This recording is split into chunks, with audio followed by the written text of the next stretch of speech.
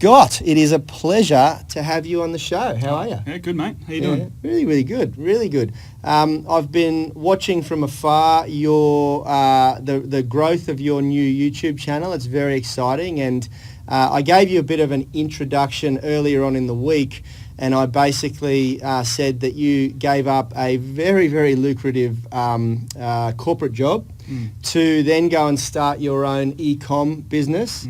Within, I think it was a year or two, you grew it to 1.5 mil in revenue and then exited that business and have started your own performance coaching business. How's it going? Mate, love it. Yeah, it's really aligned to what I'm all about and my values. And really for me, it kind of started with wanting to get a lot of the things that I'd overcome out. Yep. That's kind of where the journey had started. Yep. Because I did have a lot of shit that was going on, going back 8, 9, 10 years ago that I had to deal with internally, which I didn't have coaches or people to turn to or tools. So I kind of learned that myself just through self-development. So I always had that kind of building on the side, but I felt like I had to get that out. Yep. And that's where it kind of started. I just went live and just kind of spilled the beans, so to speak, and what was going on through my head, and hope that I can impact people some way or influence, or my story can maybe help others. And that's where it started. And then I started a YouTube channel and just started talking on there. And through that, I identified that, this is what I want to do. Yep. And I kept going down that rabbit hole and refining my, I guess, the identity of who I want to be. Yeah. And here I am today, coaching people, getting results. And I've heard through the grapevine that you're starting to, speak to some pretty big clients potentially for doing like performance coaching for sales teams and things like that. That's pretty cool. So is your focus more on the everyday person for like success coaching, or do you want to really niche into that performance coaching for sales teams back in the corporate, because you've got so much experience there? Yeah, well, it's twofold. So what I love is actually that one-to-one element, because you can impact someone, and I will always keep that.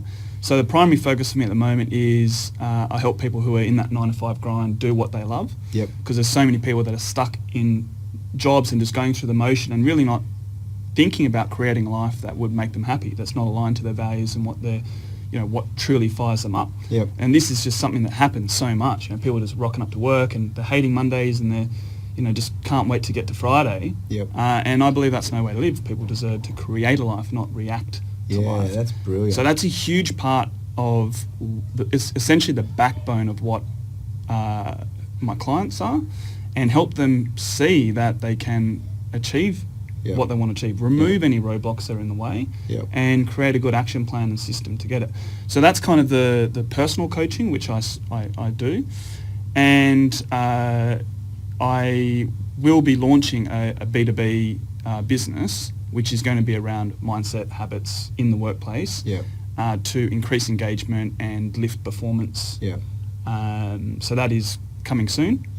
Later in the year. It's very interesting, and I didn't set this up. I swear to God, I didn't set this up. But we have someone training out in the gym right now who's a member and a friend. She does a lot of graphic design for us, and she has launched her own e-commerce business with the support of Scott, and it was only through a friendship connection that I got him to sort of help give her a bit of direction, because she was really lost and it wasn't a success. And just the other day she came in and she was talking to me how she's broken sales records this month, and she's hit a niche that's really selling, and she's a mother of 2 kids, and she really had to leave the workforce because she couldn't work. She couldn't work full-time as a graphic designer anymore.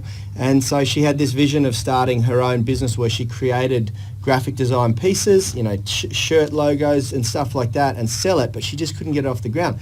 So I connected the two of them, and she's now starting to crush it. So there you go, mate. You've already impacted quite severely one person's life that I know, and it's really, really coincidental that she's here training today. I didn't set that up at all. Anyway, so what we're going to do today, very quickly recap, because I've had a couple of deep conversations with Scotty. Scotty and I have known each other for like 25 years, I'd say, and he's watched my growth and transformation. I've watched his growth and transformation. So we both know that we've come from very different circumstances and very different scenarios. And if you went back, I think 20 years and looked at what we were getting up to together, you'd probably not believe where we are today. So I think it's really, really cool that we can sort of have this conversation and go deep on it. But what I wanted to do is recap on a few of the things that we've spoken about over the last week already, which is the high-level emotional impact of not sort of understanding what's going on and getting this right, so that from a practical standpoint, people know why I've been saying do this, do this, do this, and do this, because you have a different take on it. And then I want to leave everyone with some really practical things that they can do. So I thought we've had some great questions come in over the last 24 hours, and we're going to get as much of those as possible.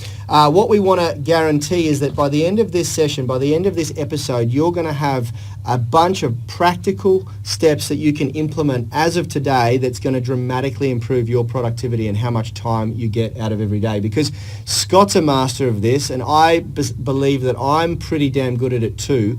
And so between the two of us, I'm pretty sure we can come up with something pretty special. What do you think? Yeah, definitely. Absolutely. So first and foremost, why the hell are people not achieving their goals, or why do people struggle to achieve their goals? What's happening on a psychological level? Because we've had a couple of really good conversations, and there's a few elements there that you bring a different perspective. Yeah. Well, it's a big question, but essentially, what I kind of do, I've got a 5-step system called the Prime method. And within that, the P is their purpose, and within that is what is their vision, what is it that they really want. So some people don't know what that is, so it's helping them work that out. You know, what are they passionate about, what fires them up.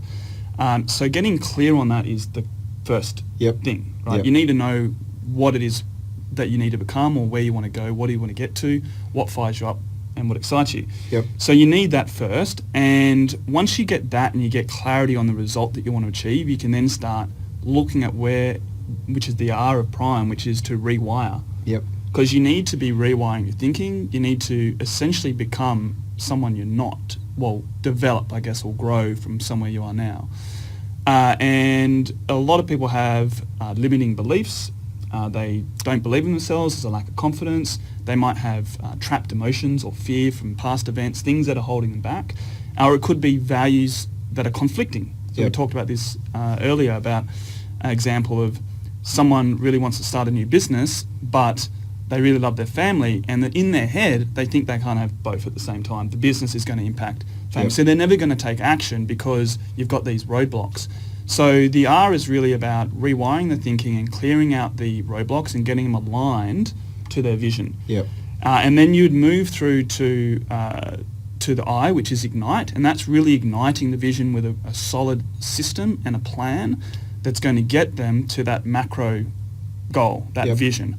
And it's really the systems that are important to get the result. The goal is just a kind of a goalpost, where you want to end up, but you need those systems and practices in place. So you need to have a really good system and roadmap. Like if someone's at your gym and they want to achieve a certain result, you have a system of how to do that. There's steps that they take to achieve That's exactly right. And you'd ideally put that in a kind of timeline of these incremental steps. So it could be 300-400 steps to reach it. And what I find that does is that it can, with my clients, they can see that there's a visible path to get there. So you've cleared the crap that's in the way in their head, you've rewired their thinking, and now they've got a clear action plan. And then it's just a matter of taking those steps and doing it in a way where it's not too far out of their comfort zone, that it's within their belief system. Because if you give someone a goal that's too much, like if you want someone to go squat 200 kilo, well, they're not going to do that. Right? They're going to be overwhelmed and know that they're not going to be able to do that, right? Or go run a marathon. They're not going to be able to do that. They might just need to be buying a pair of shoes to start.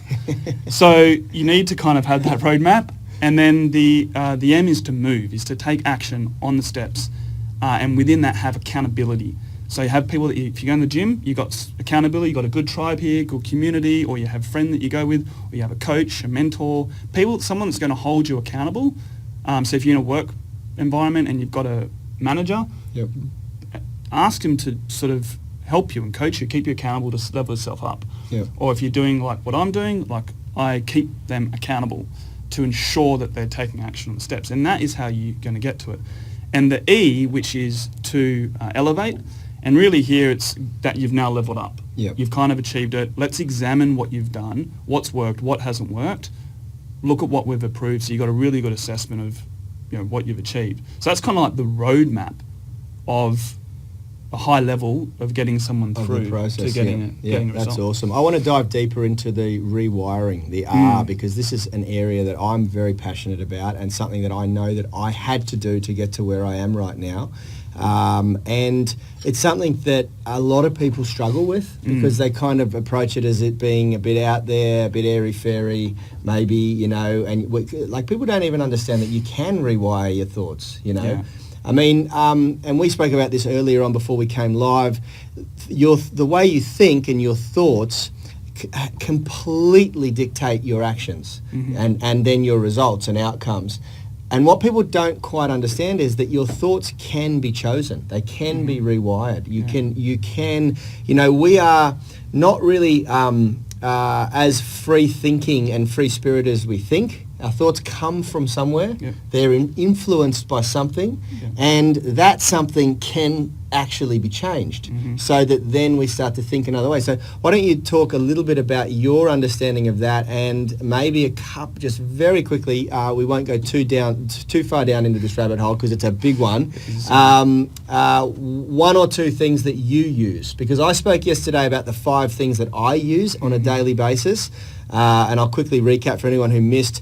It's affirmations, visualization, meditation, gratitude and diarizing and reflection, and then reading books so that I'm learning constantly about this stuff.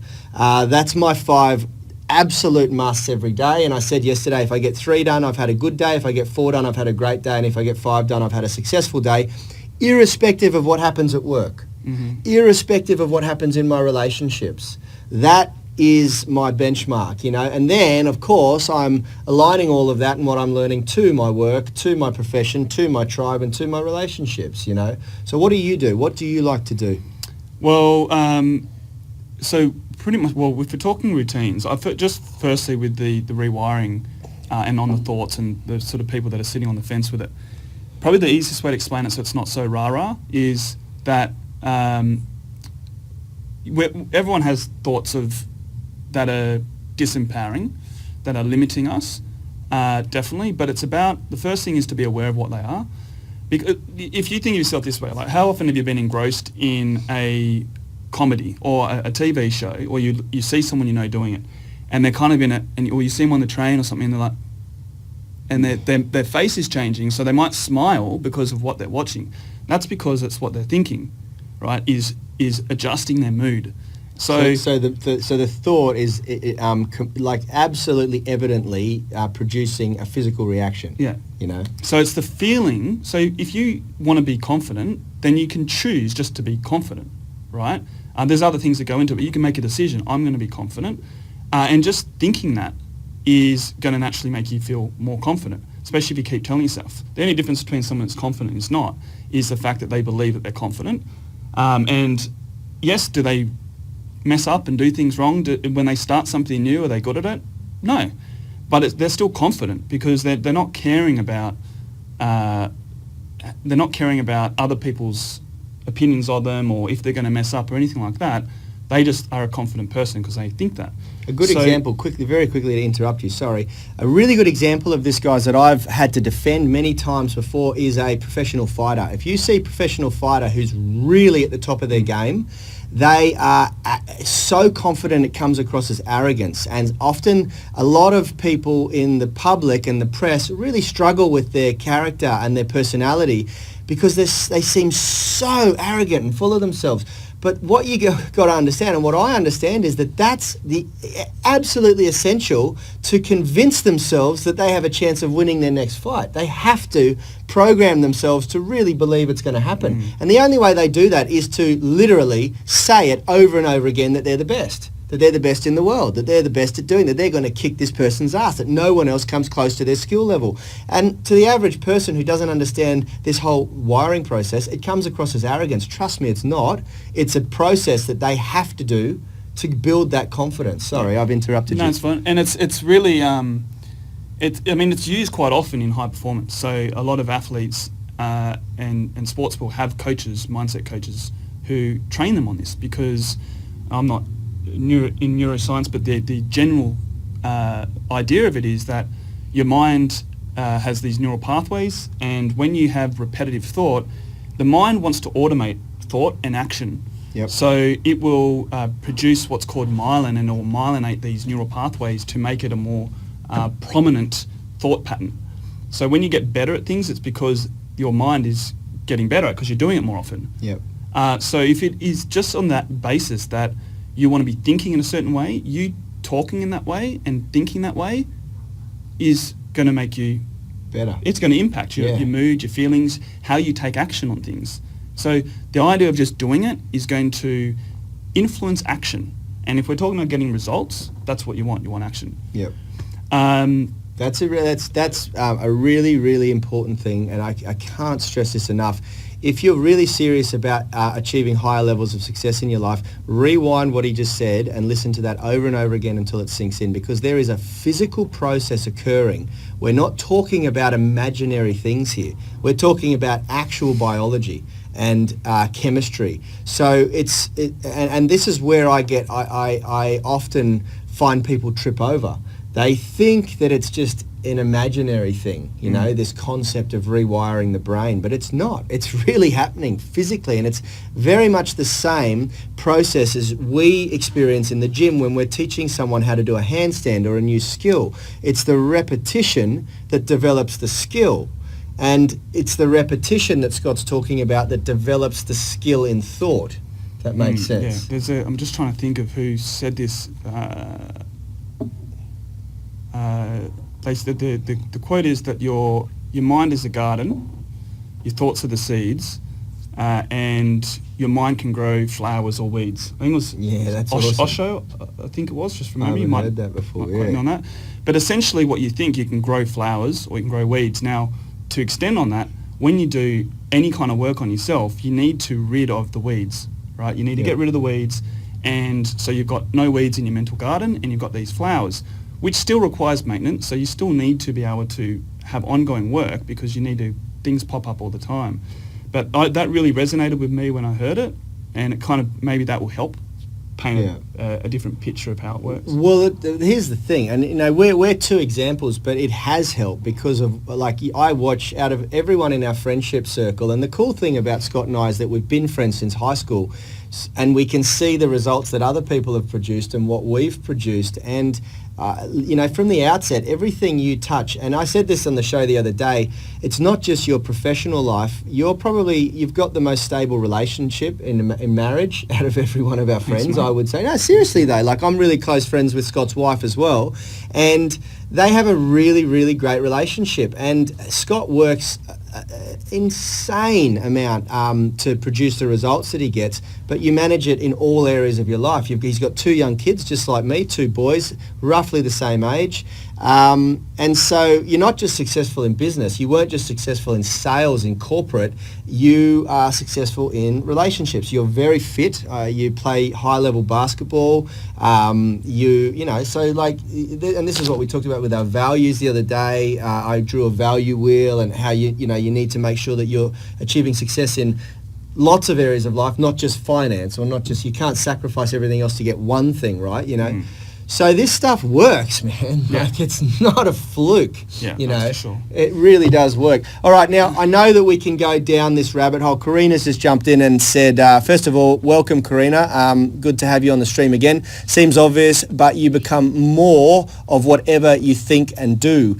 Absolutely right. And for those of you on the podcast listening, I'll continue to read out any engagement or questions. Now, guys, before we go any further, smash that like button if you you are getting value out of this conversation, and let us know if this stuff is starting to sink in. I'd love to hear from you guys. If you feel, I've had a lot of really good comments, and I've received some really nice emails from a few people, so it's definitely resonating with some people, but I'd like to know how many of you people are still rejecting the notion that thoughts can be programmed and therefore, heavily can impact success or mediocrity in life. I'd love to know what your feelings are on that, especially if you disagree. I'd love to know what your opinions are, and just keep smashing that like button. Remember, double tap the dislike button if you don't like what we're doing. The second part of your question, in terms of routines, like in the morning. Yep. For me, and you probably covered this before, it's really what can I do to set up the day? Because, and I'm not the first to say this, this is, many people talk about this, but think of it like being a creator of your day, creator of your life, rather than reacting to everything that's coming at you.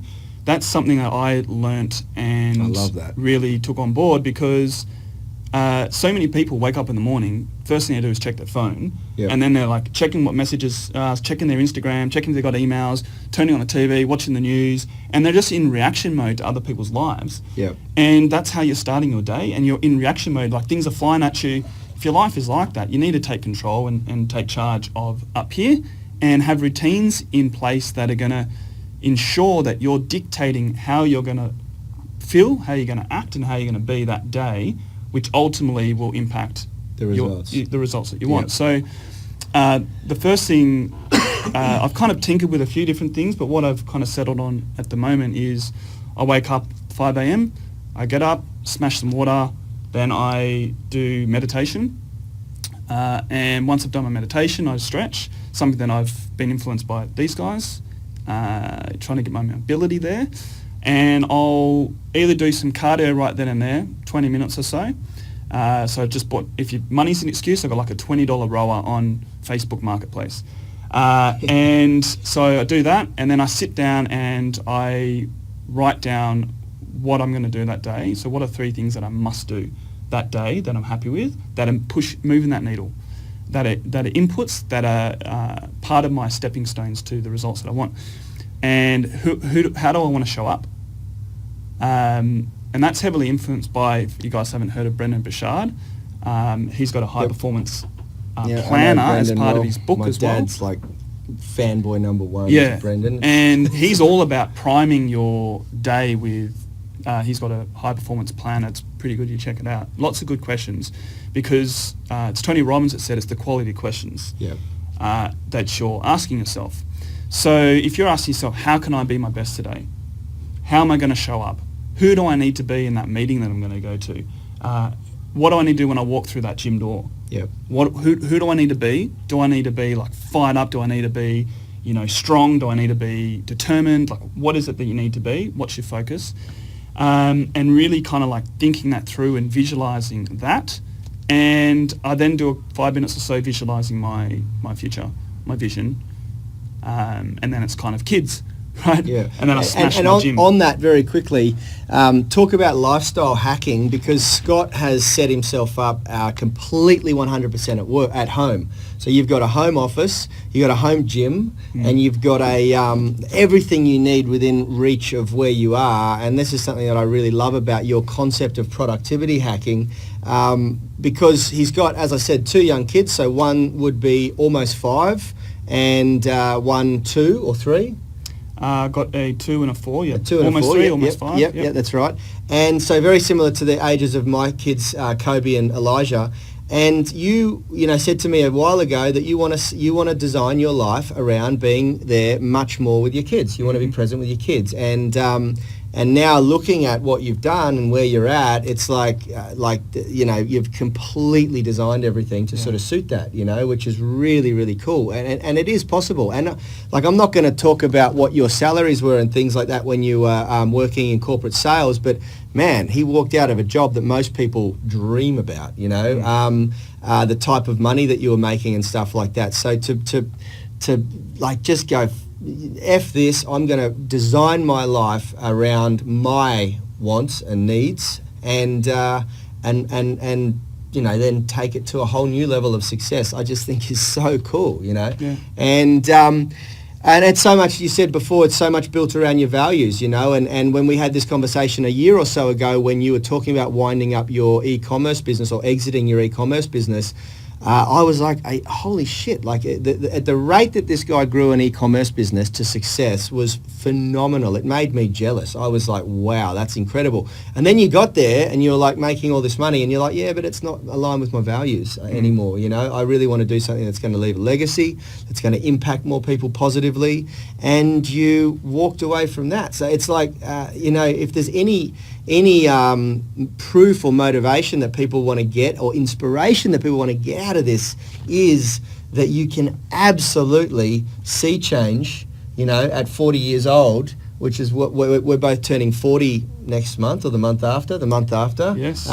It's like it's never too late, It's pretty amazing, pretty incredible. Yeah, and probably the biggest mental argument that people have is that they don't have enough time. And what I see more and more evident when we actually break that down, so if I break that down with a client or just in a general conversation, is that when you actually look at your week, there's a lot of time. And it's either the fact that people aren't doing things efficiently, there's no organisation, or they say they're busy, but when they actually look at it, they're not really busy. Like I was looking at some stats of how much time people spend on social media, on Netflix. Like there's things in your life that...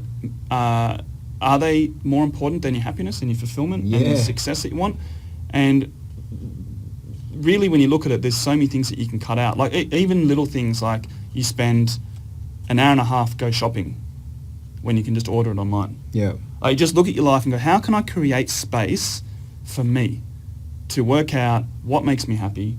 What do I really want to do with this life that I want to create? Yeah. And it's not just selfishly for yourself. It's about who you can impact. Like that's exactly you can right. leverage your family, your kids, because if you show them that there's a way of living, that you can be the best you, that you can create your life, you're influencing their behaviour.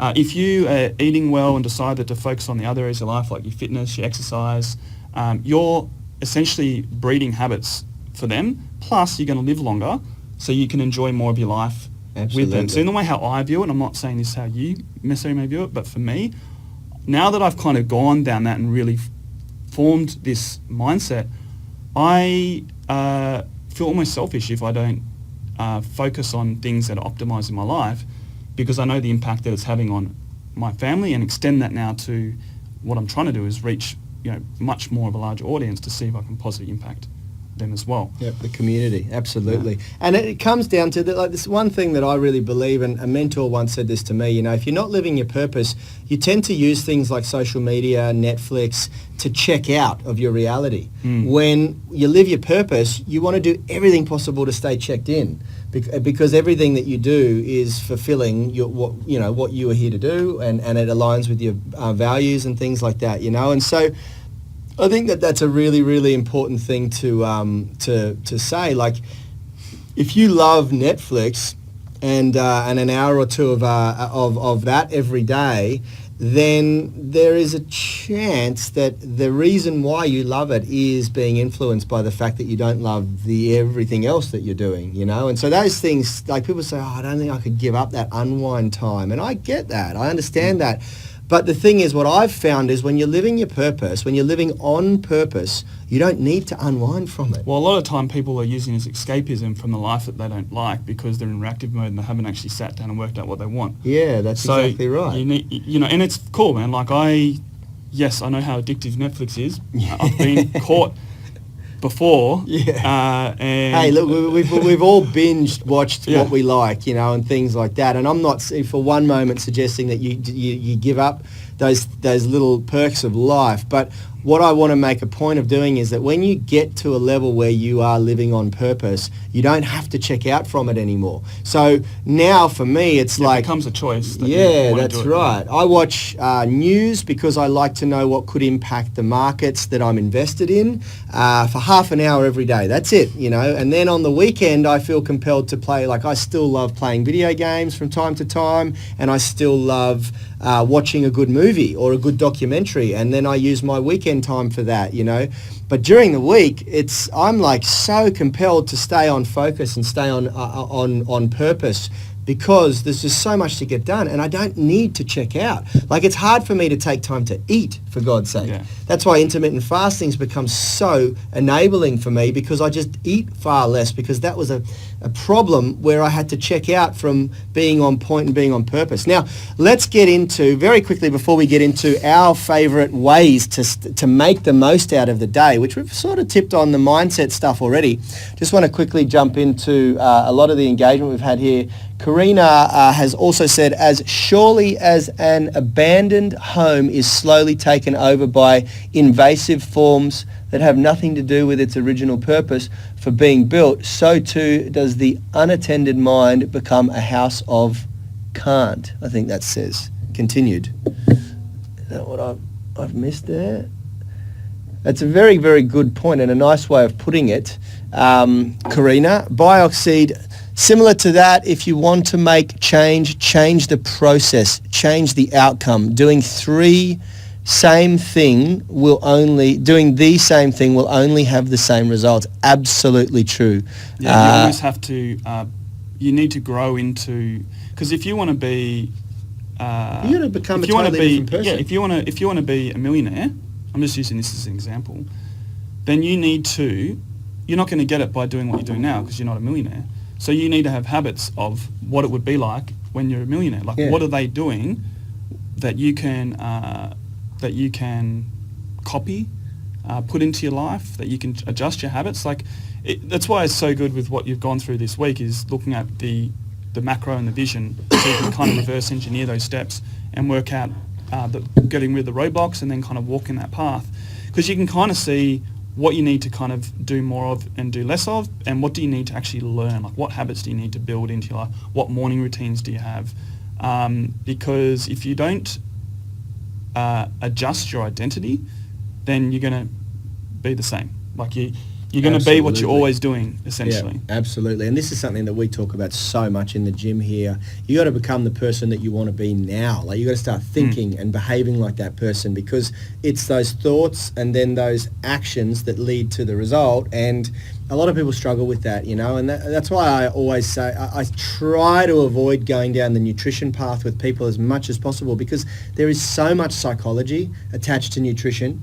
the way people eat and their dogmas around food and food behavior, that it's a big kettle of fish. And if you're not willing to first start with, you know, what's going on between your ears, the psychology around nutrition, your relationship with food, most of the time you won't follow through with the changes that we try to work on as well. And that goes for everything, all of this stuff, you know. All right, so productivity hacks. This is the part of the conversation that I'm the most excited about, because I'm genuinely interested to hear your thoughts. So let's go and share let's try and keep it to like 5 favorite things that we have implemented that have completely revolutionized our productivity on a day-to-day basis. So we'll go one for one. My first one is to time block my diary in as small as 15-minute blocks. But for anything that is considered a project, I call it a priority task or a project, gets a 90-minute block in my diary, and that has come from research on our energy cycles and our energy rhythms going in 90-minute cycles, very much aligned to our sleep cycles. Our sleep cycles are 90-minute cycles from start to finish, where we go through about 3 or 4 different phases of sleep. And there's a fair bit of good research to indicate that the same thing happens with our energy cycles. So you have ebbs and flows of natural energy and productivity. And if you can align your priority task to that, then you'll find that you'll get a lot more done in those times. So my calendar is time blocked 24 hours. It is literally time blocked. The only part of my calendar that isn't blocked out is Sunday. From 8 a.m. until 6 p.m. I leave that completely open to the ebbs and flows of my family and what we want and the natural vicissitudes of life. But Even Saturday, I've got blocked in, catch up with family for this 2 hours here. So I go and catch up with my dad for coffee. From the very start of my morning, it's time blocked. Even my 15-minute shower, my cold shower and bathroom routine is blocked in for 15 minutes. And my sleep is blocked in. 9 hours on the pillow every night. What's your first productivity hack? That's a big one for me as well. I think you can agree. You can double up and go deeper on why you think it is a good one too. You outlined it pretty well. But yeah, just I think planning is super important for you to be productive, because then you haven't got things kind of all over the place. You know where everything is. Time blocking is really good. Let me think of it how we can... Yeah, so what I do when I do time block in the moment, so I've got my plan like you, I've kind of got them scheduled in. I have a little bit more flexibility during the day if some people book in coaching calls. So I kind of have like a block of say 6 hours which has things that I do within that time, but I can flexibly maneuver those if I have someone who needs to talk to me for coaching. But it's kind of works in how I do it. I know what point is I'm planning it. Now when I'm actually doing activities, I remove distractions. This is a big one. And I set a timer on my phone and I put it on the other side of the room. And I time it. I time the block of time. So I do 50 minutes. I might take you up on the hour and a half now that you're going into the science behind it. Yeah, science behind it. So I'll give you a good book to read. Yeah, I'd appreciate that. So I do it in that block, and I set an intention of what I want to do in that time. Okay, sometimes it can be less if it's a smaller task, but the point is I set an intention. What am I doing in this space of time? Yep. And I just find that really helps with the focus. And then as soon as I finish the task, I get up, I move around for a bit, go grab some water, whatever it is, come back, and then I look at what's next, and then bang, set the timer, put it on the other side of the room. Because, I'm human, and if I have my phone there, then, I'll be like, oh, it's just there. Right? Even if I'm not checking it, it's like I want to check it. Right? Yeah. It's so addictive. Yeah, absolutely. So being human, I need to, I'm not this perfect human. I just have to have these things in place to ensure that I'm productive. So phone on the other side of the room, set a timer. I find that works. Brilliant. We've got, Karina's asked a good question very specific to this that we can answer really easily, which is, what time are you awake in the morning to begin your morning routine? So Scotty said 5 a.m. Just before. I'm usually 5 a.m. as well. Sometimes it's 4:30, Karina, but it really depends what I've got on. But my regular alarm is set to 5 a.m. And surprisingly, because I've been doing it for so long, I usually wake up at 10 to 5.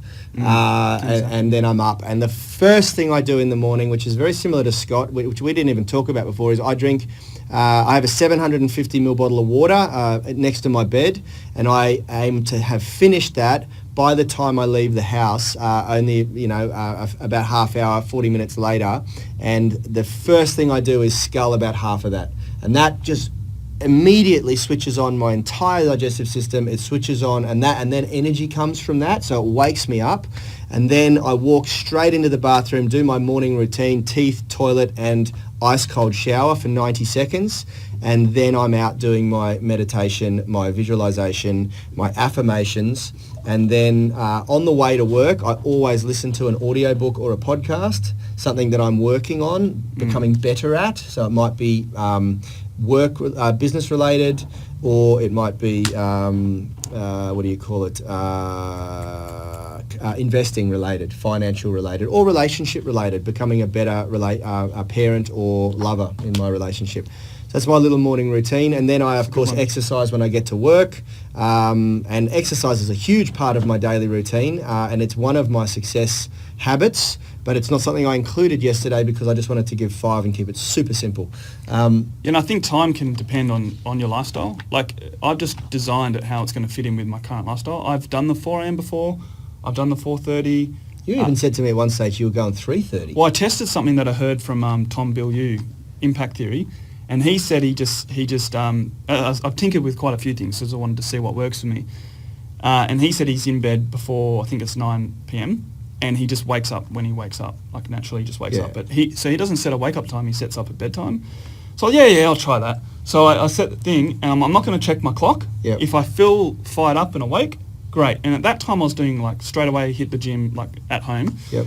So I got up and I was like, jumped out of bed. This was the first night. Yeah. I went bing out of bed, and then I go down, do the thing, get the water, went downstairs, started working out, finished my workout, and I looked at the clock and it was 2:30 in the morning. So I did a 1 hour workout. So I got up at 1:30 a.m. I'm like, I'll give this a couple more goes, and I'll revert back to waking up. Oh, that's awesome. You might be one of those people that only genetically need 3 hours sleep. There's like 1 in 96,000 people or something like that. I definitely need more than that, but it was just, I thought, no, this is ridiculous. Rad and I have done the same thing. We've experimented with sleep, but then I read Why We Sleep, which had a major impact on my time frame and thought process around sleep, which is also where you get that energy. It's a fantastic book. And there's a lot of research indicating that a lot of the world's problems come from sleep deprivation. And sleep's another one, like which is a productivity tip as well. Yeah, absolutely. Sleep is you got to get your sleep right. So work out what works for you. For me, my kids are up at 6:30, so I've had to fit it around. So I've got my morning routine that it just works well for me. I get up at 5. I can get what I need to get done, and then I'm all in with the kids, get them ready. My wife's at the gym already, so she's at the gym. I get up and do the kids stuff, and then I drop everyone off. So I drop them at daycare at school, and then wife to go to work, and then I hit the gym. And then when I hit the gym, I'm listening to podcasts or whatever. So when I'm at the gym, I'll do, say, my weights workout, or if I didn't do any cardio before, I'll do a bit of cardio then, and then I'll listen to that. So that works for my lifestyle, but I think it's whatever works for you. I just like getting up before everyone's up because there's something about the morning where you're connected to yourself and your inner world, and it's the easiest point. It's the easiest time to have absolute control over everything that's happening in your life. And also, there's a lot of proof to indicate that for the first 15 to 20 minutes after you wake your body up, which might take a shower or a cold shower or a little bit of meditation, your brain is operating at the highest frequency it's going to operate on for the entire day because it's the most rested. So whatever influences you for that first sort of half-hour block once you've woken up will have the most profound impact. So that's the best time to do affirmations. It's the best time to do visualization. It's the best time to listen to something that's going to, help to program you. And that's a really big one. So far we've had time blocking, we've had planning, which is absolutely critical, and that's something that very much aligns with the time block. I have a schedule every week that I do on Friday afternoon that completely sets the intention for the following week and what I want or expect to get done or have done by that week, and I may or may not, but it just keeps a rolling. And that's aligned to our annual plan, quarterly plans, everything, okay? So we got time blocking and planning, which really are intertwined, and then we've got removal of distractions, which is critical, and I'll go a little bit further on that one now. So every single notification on my phone is switched off. I don't even allow, with the exception of phone calls. The phone rings if someone needs to call me.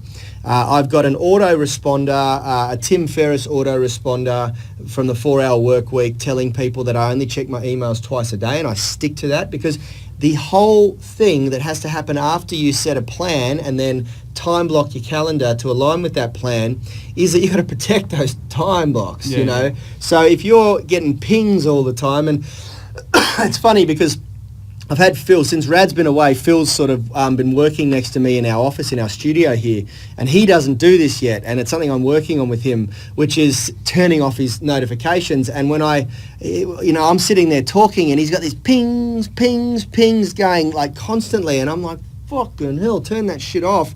And he said, look, I can't, because if someone messages me about a consultation, a massage or a physio consultation, I need to know straight away so that I can check if I'm available or something, or if someone fills out books themselves in on my website, it pings me to let me know so I know that they're coming, And I said to him, could you not set an alarm for that at the end of every hour or something? Just block it in and then he said, well, then that's just going to become a distraction. And I retorted by saying, yes, but it's a controlled distraction. Yeah. So you're now taking back power, it's a compromise. And he sort of sat there and said, yeah, you're right, because at the moment, these pings and notifications coming through, yes, they're important for Phil, but they're completely out of his control. And every time he goes to sit down and get something done and starts to get into flow, when that phone goes off, it breaks his flow.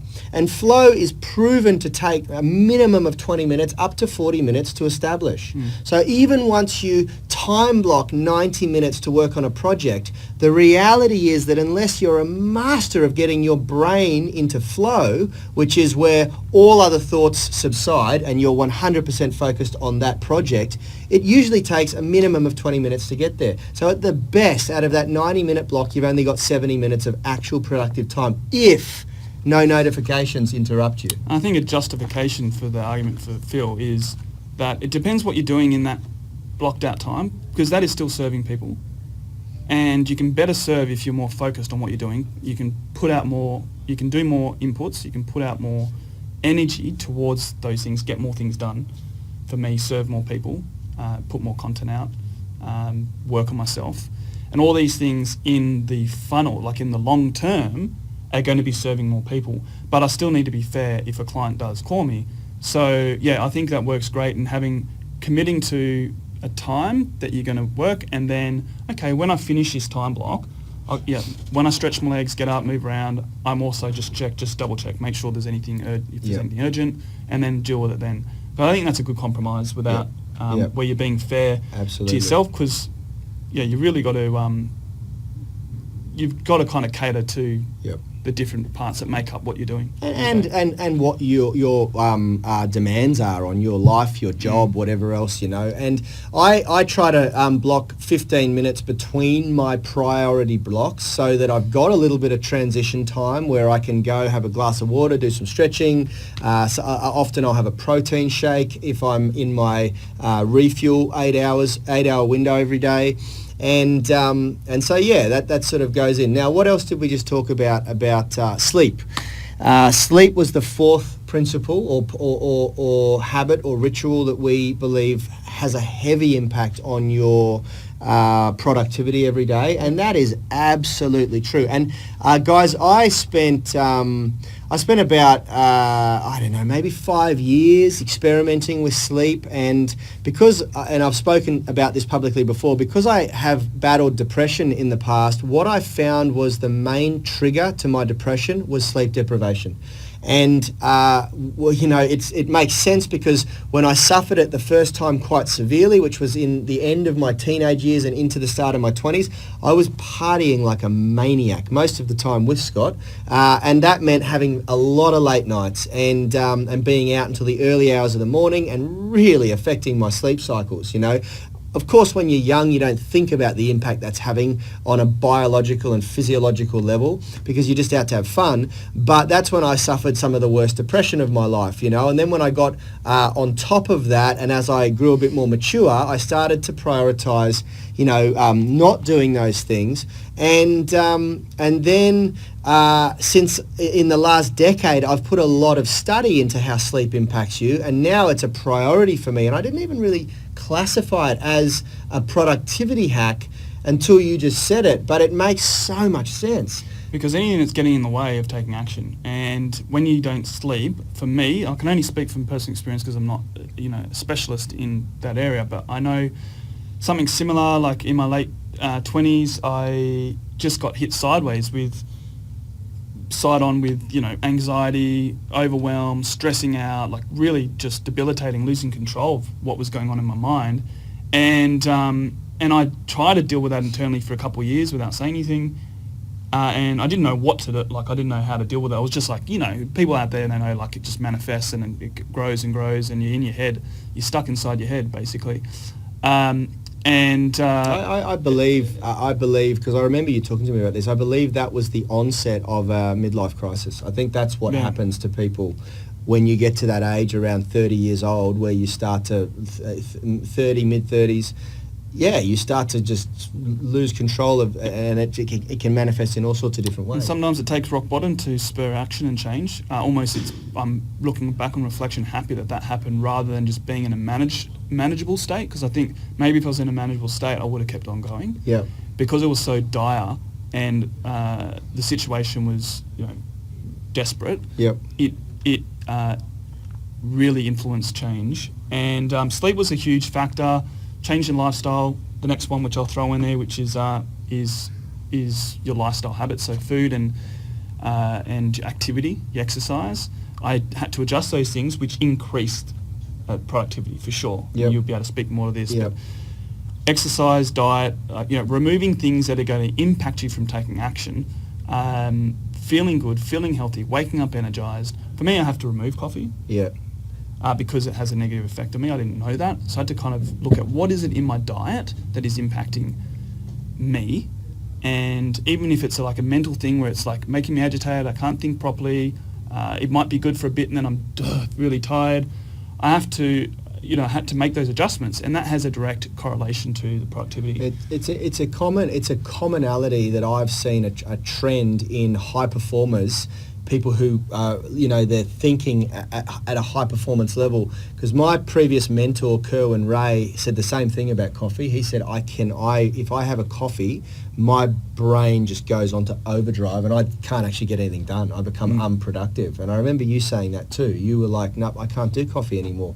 Caffeine just sends me off. And I was quite interested. And it's something that I want to probably get to a stage 2. It's probably my last addiction that I need to conquer is coffee, caffeine. I drink coffee all day long. It's pathetic, and it's someone different who's for everyone, But yeah, but it certainly affects my sleep. You know, I definitely believe that I am impacting, because the times that I've gone without caffeine to do some form of a detox of my addiction, then I sleep so much better after that initial week. Where you're getting over the addiction of the caffeine. It's definitely worth doing. That week is, it's funny because, I don't drink. I drink very occasionally.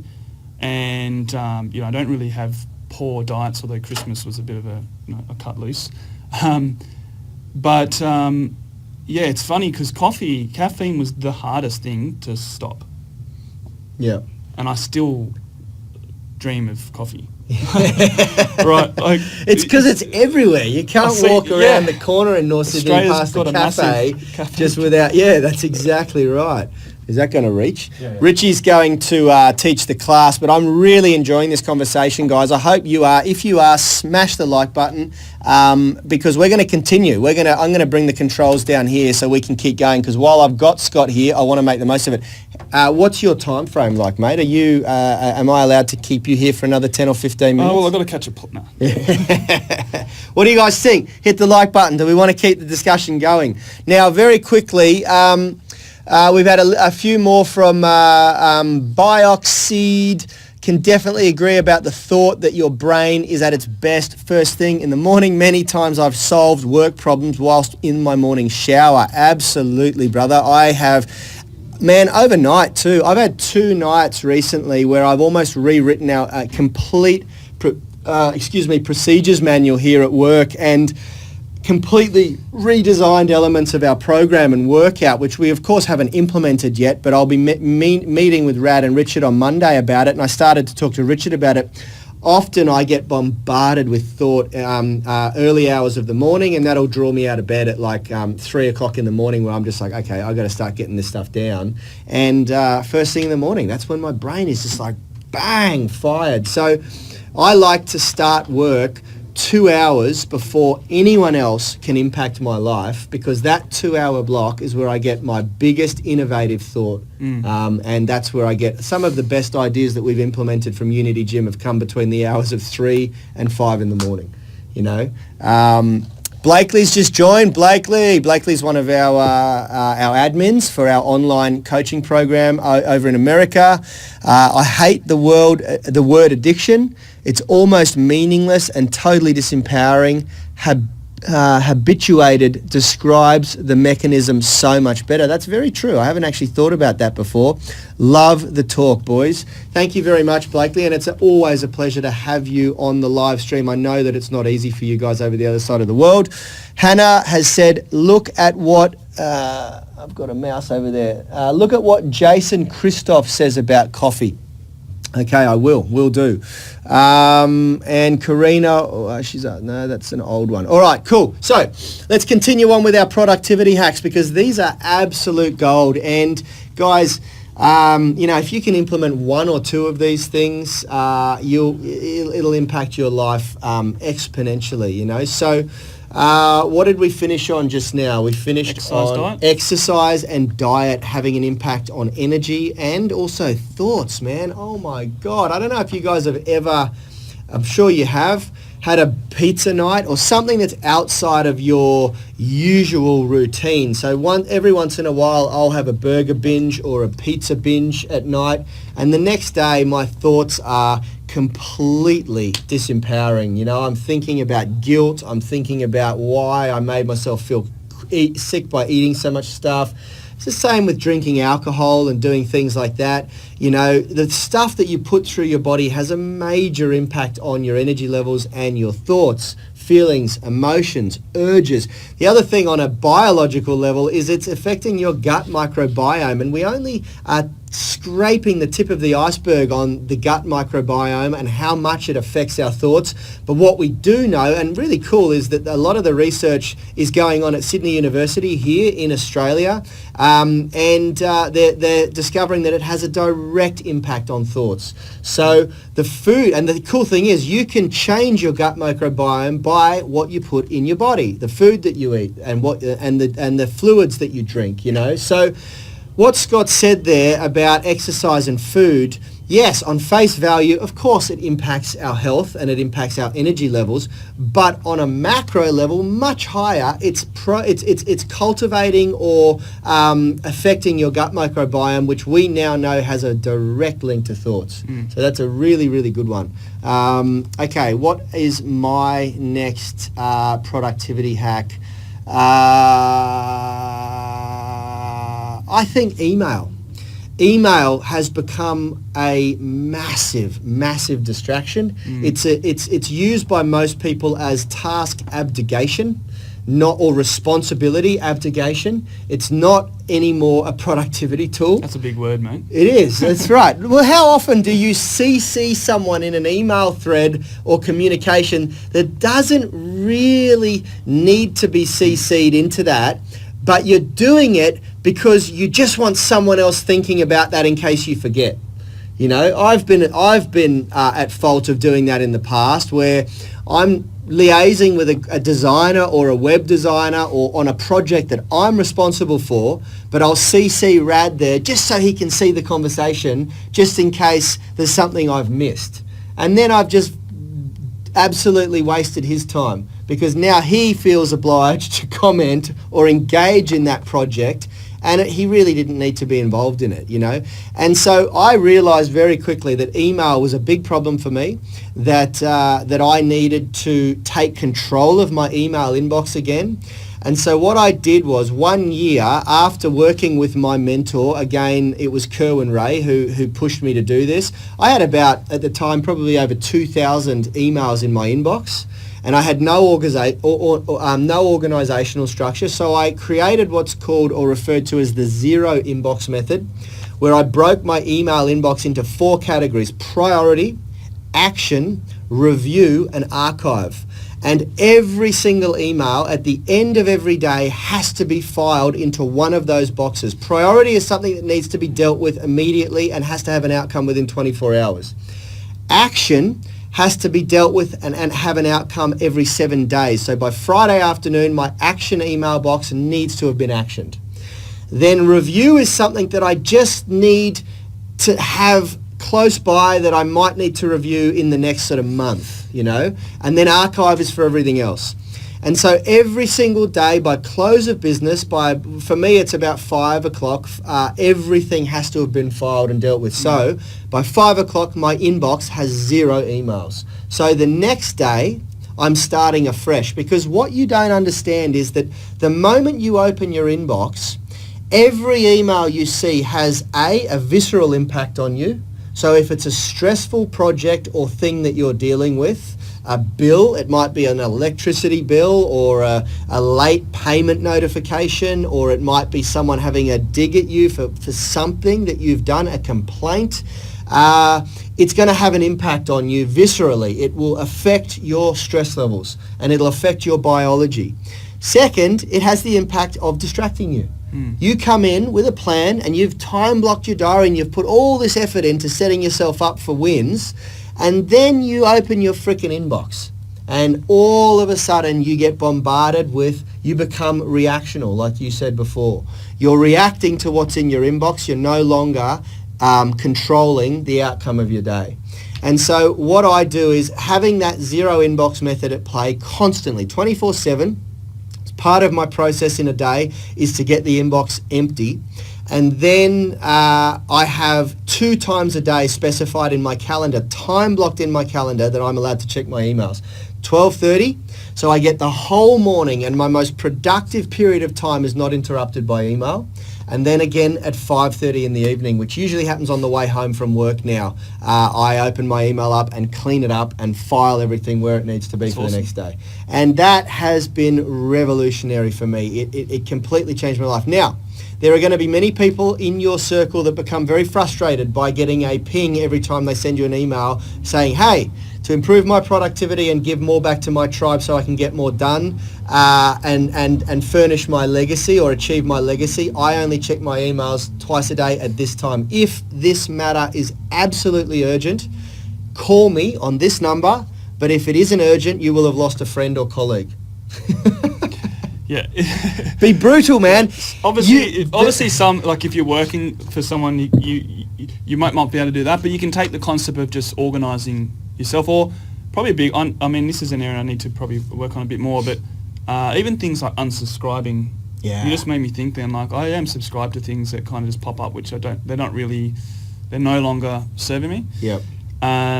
So just a little bit of clean out. Anything that's going to save you time and attention. Yeah, and I'll leave you with how to implement that. And this is the biggest part. This is the scariest part.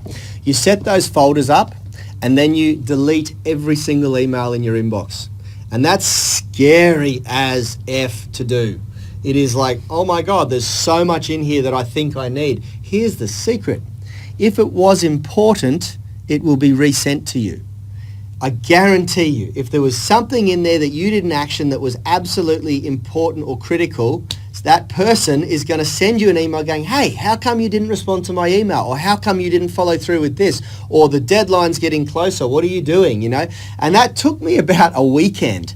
It took me 2 days to go through because I had thousands, and in Google Gmail, you can only delete 50 at a time. And so I was just like, ping, delete, going through pages and pages until I got all 2,000 and so on. And then from there, what I've gone as to take it one step further is to create filters through my email that helps to distribute things to the right folder. So it's about, once you get it to that point where it's organized, then you got to go to the next level, which is automation. And that really, really helps. So anything that's quite a common email that comes through gets filtered straight to the right appropriate folder. And that changed my life. That changed my life. And it's funny, you know what happened? Less people started emailing me, which is really, really good. They bother Richard or someone else in the business, Nice. It's all about lifestyle design, guys. Okay, have you got one more to share?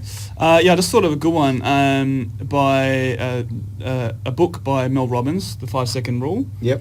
This is great. It's something I've only implemented recently, and this is more to do anything. Yep. But she developed it to get out of bed. So obviously you can do things like put your phone on the outside of the room, set an alarm. But this is in her book, she explains when she researched this and studied it, your brain has like a space of time before it kind of starts convincing you otherwise. So you count down from 5, so you just go 5, 4, 3, 2, 1, and you get up. Or 5, 4, 3, 2, 1, cold shower. Or 5, 4, 3, 2, 1, put my gym shoes on. Anything that's kind of challenging you to take action. Yep. Before your brain can start going, no, don't do that. No, don't. Yep. Stay in bed. I'll just do it tomorrow. Yep. Or, what are you talking about? Cold shower? Are you crazy? Yep. Or whatever. Make that phone call. So you're sitting there, you need to make that phone call, and you're kind of nervous about making the phone call. 5, 4, 3, 2, 1, bang. Yep. And it sounds strange, but give it a go, because this is something that I've implemented, more recently over the last year or so, and it actually works. Not once have I not done something after counting that's cool. down. So that's a goodie. That's one that I'd say try straight away. Anything today, like just try it on any task that you kind of don't really want to do, and you'll do it. Yeah, that's really, really cool. That's really, really cool. All right, guys, look, it looks like we may be losing our audience, so we want to bring this in for a landing. We've been going for about an hour, I think. Oh, we've been going for an hour and 10 minutes, an hour and 11 minutes. So quickly, Karina McCormack has asked, any addiction, anything which cause us to be dependent on something or someone else for decisions or resources we could provide for ourselves weakens us. We become a victim, dependent, disempowered. Absolutely agree. Now, guys, I've had a lot of people ask in the comments and questions overnight for a couple of things. One, a few of the exercises that I mentioned that I have used to disassociate from thoughts, feelings, and emotions and urges. And also for us to share a couple of our favourite books on these topics. So I think maybe I'll very quickly go through a couple of the exercises that I've learnt to use. And just like meditation, these require a lot of practice. And these all come from a book called, so I'm killing two birds here, they all come from a book called The Happiness Trap, which is a fantastic book. It's at home. It's a very, very, very powerful book. It's actually all of these come from two books, The Heart Math Solution and The Happiness Trap. Now, the first thing that we need to do, because thoughts are often disempowering, and we don't want to disassociate from every thought, because there are a lot of empowering thoughts, but what we want to do is be able to disassociate, and in the book, The Happiness Trap, it's referred to as cognitive fusion, when we're fused to our thoughts, feelings, emotions, and urges, and we actually allow them to become who we are. They become our action, and then they really affect our actions. So the first thing to do is to actually acknowledge the power of a thought. The worst thing you can possibly do is try to suppress them or run from them, because they tend to build power. They're like an avalanche, and if you don't get out of the way of them, if you don't acknowledge that they're there, there's an avalanche coming and it's going to wipe me out, I'm going to get out of its path, by doing something, then it becomes very powerful and wipes you out. So that's the very first step. The second step is almost a form of meditation, where it's referred to as giving. If it's a feeling, if the thought is having a physical, visceral reaction, which they have the power to do, because remember, thoughts on a biological level are producing chemicals in the brain, which then can affect the muscle systems in your body, so we feel them physically. And so that's how they can become incredibly stifling. They can become crippling in ways. Anxiety can affect your breathing, it can affect your brain, it can affect all these different things. When we produce a lot of adrenaline, which is a reaction to these feelings, our IQ is lowered. There's all sorts of stuff that happens when we become stressed out. So thoughts are very real, they're very empowering. So one of the processes that I've learnt to use from this book, The Happiness Trap, is that you acknowledge the thought and you close your eyes and meditate on the feelings that are coming up from that, and give them a shape, give them a form to help you visualize and acknowledge that they're there. And then imagine yourself, your body. So let's say the feeling feels like something in your chest that's, hard, and you really, really go deep on what does it look like? Is it spiky? What's the surface look like? What's the shape of this feeling that you're feeling in your chest? And then visualize, meditate on giving it space. So expanding the rest of your body around it so that it's got space to be there, and it's got space to do its thing without actually touching you, without impacting you, because the thought is real, the feeling is real that's coming from it, and if you try to suppress it, it doesn't work. You need to give it space to emanate and space to expire. If it's just a thought, a really cool trick that one of these psychologists talk about in the book is to actually play that thought out in different formats. And the first example they give you is to choose the voice of a star, a movie star that you really like. For me, it's Arnold Schwarzenegger. and then I say the thought out in my mind in his voice. So it could be a comedian, it could be a famous actor, it could be something. So if it's like, I'm feeling the thought of self-sabotage or negativity around this thing, you sort of say the thought in the voice of this person that you're thinking, and most of the time it'll make you laugh. And the laughter and the happiness that you get from that will immediately dissipate the thought. Yeah, you'll start to realise how silly it is. You disassociate from it. It's not something that demands an action from you. The thoughts come and go. Let them pass. Acknowledge them, humorise them, and then let them go. That's a very, very powerful thing. The other method is to sing the thought. Sing it with a melody. Choose a melody that you know really well. It could be Twinkle, Twinkle, Little Star, something really silly. And say, I'm having, sing it to the melody, and then it very much becomes silly all of a sudden, and you start to go, wow, that's not something that I'm going to sit on and dwell on and do that. So there's 3 very, very simple things. Now, just like meditation is brutally hard for most people to start with, and most people just don't get a good result from it. Those skills, those techniques require mastery. You have to practice them, and you have to just commit to, okay, the next time I get a sensation or a feeling or a thought or an urge to do something, I'm going to practice with one of those different steps. And they call that acting, I can't remember what the acronym means in the book, but it's incredibly powerful if you practice that, and it helps you to just disassociate from those thoughts, feelings, sensations and urges, and not have them sabotage you or dictate the actions in your life. That's really good. Yeah, I do something similar to that in coaching sessions when we've got to remove trapped emotions, things that are holding you back, limiting beliefs, kind of take them through that. It's a 20, 25-minute process of meditating on it, shaping it, describing it, and then kind of letting it out, and it works really well.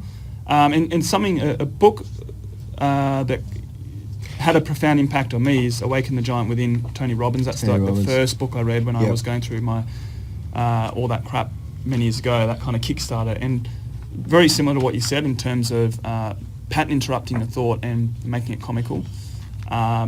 So you can discredit as well. You can discredit the thought. Yep. So you can then create on the back of that foundations of more logical and positive thought, and you systematically go through the thoughts that are limiting you and disempowering you. So becoming aware of them is probably the first thing. The first step is actually sitting in silence and listening to what these thoughts are, welcoming, pull it out of the subconscious, get it into the spotlight, and then be aware of them, write it out, know what they are, and then you can start going to work on playing them in your mind and giving them that comical element to it, or disrupting the thought pattern in some way, and then start building the foundations to have a more empowering thought. Yeah, absolutely. And here's the cool thing about all of that. It sounds like a lot of work, and it is in the beginning. It's like, how bad do you want to change the way you're thinking? How bad do you want a better result in your life? But it starts to become autonomous after a while. Like, I've been doing that stuff for about a decade now, and I don't have to often sit there. Sometimes I will get a reaction from something that's stressful in my life, and I will get triggered, and I'll go, whoa, how big is the feeling or the sensation linked to that thought? That's really, and I might have to take a few minutes out to just go and take a couple of deep breaths and disassociate from it. But most of the time now, it happens almost autonomously for me. I just think, wow, that was a silly thought, or that was a silly feeling, and I'm getting less and less and less of them now, especially around negativity. I find now that I have to wind down my positivity because people find it overwhelming to be around. Well, it's always a perspective. I know we're running way over. We probably ought to wrap it up. But that's all right. What I learned was that whatever is thrown at you in life, like, shit's going to happen to you. People are going to do things to you. Situations going to happen to you. But we always have a choice of how we're going to feel. Yeah. Like, we are in control of that, and that's what we need to remind. That's what took me so long to realise, that we're in control of how we feel. Yep. So it's the perception of the situation and choosing not to be angry, choosing not to be saddened by it, choosing not to be, frustrated by it. There's a quote I'm trying to think of by Dalai Lama, holding on to anger and frustrations like holding a hot coal with the intention of throwing it at someone. The only person who's going to get hurt is yourself. And that's brilliant. It's literally you deciding to hold on to any sort of feeling is only hurting yourself. So you can choose, okay, you know what, I'm going to choose how I'm going to react to these things. And you can gradually change that way of thinking. Yeah, there's a really great book, and this is another book I'll share, called Straight Line Leadership, which is all about choosing, and that was another book highly recommended by a previous mentor of mine, not Kerwin Ray, Sean Greeley, who's still a great friend of mine, he was telling me to read this book for a long time, and it's all about taking an empowering stance or a disempowering stance. And it's, you know, the concept of, are you a glass half full or a glass half empty type person?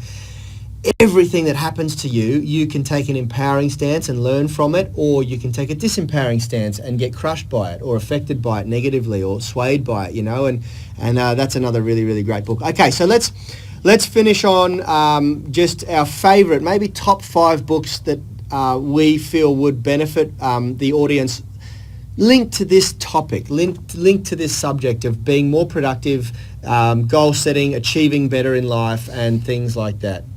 Okay, well, I generally listen to a lot of podcasts these days, so maybe I can throw a couple of those in. But yeah, absolutely. Definitely podcasts or books. Yeah, Awaken the Giant Within, Tony Robbins. Yeah. That is all about thought and rewiring your brain.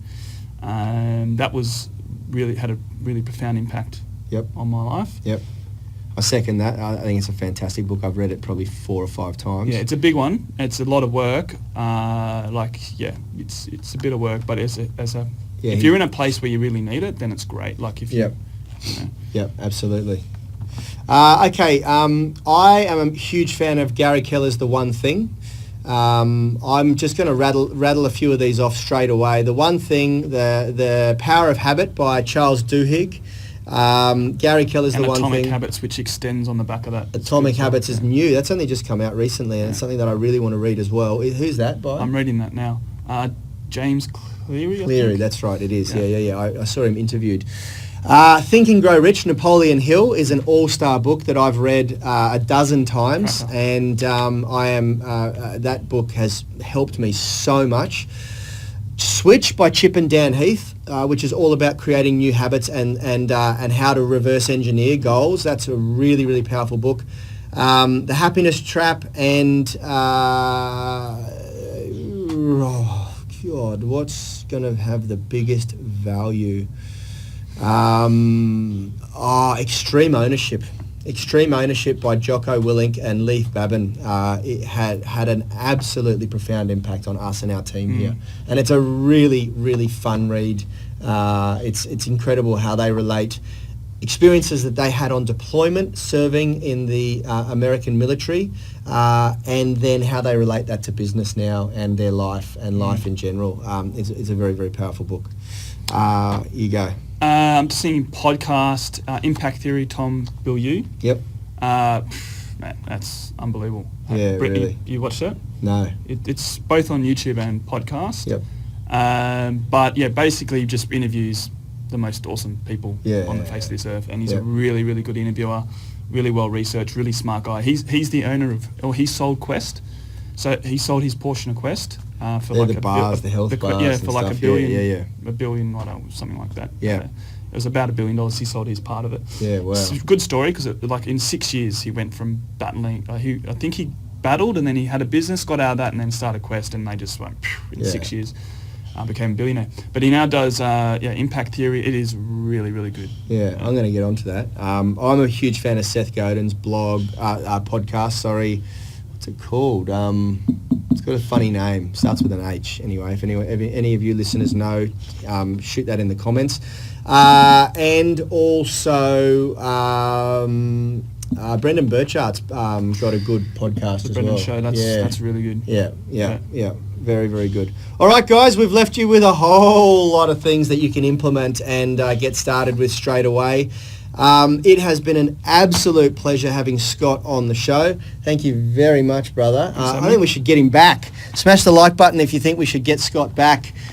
This could be like a regular thing that we do every couple of months.